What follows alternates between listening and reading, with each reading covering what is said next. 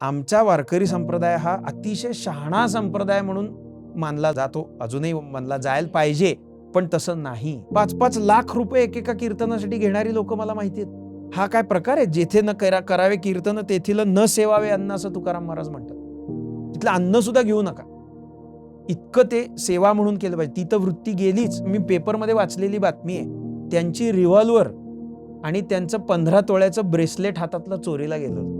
वारकरी महाराजांना रिव्हॉल्वर पाहिजे कशाला? म्हणजे याचा अर्थ हा वारकरी नाहीये, याचा धंदा वेगळा आहे, दाखवणं वारकऱ्याचं आहे. हा जो दिखाऊपणा आहे ना, हा आपण कुठेतरी लक्ष ठेवून बघितला पाहिजे की हा खरंच दिखावा करतोय की खरा आहे.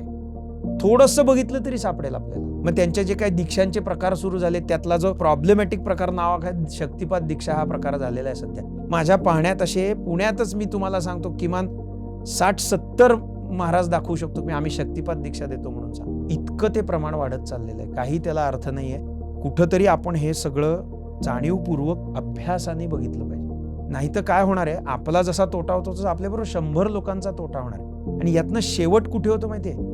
त्याच्या श्रद्धेवरच पहिला घाला येतो. मग तो कुठेच श्रद्धा ठेवायला तयार होत नाही. चांगल्यावर पण त्याची श्रद्धा बसत नाही, वाईटावर तर त्याची नसतेच बसले, अनुभवच त्याने वाईट घेतलेले असतात. पण त्याला पर्याय काय माहितीये?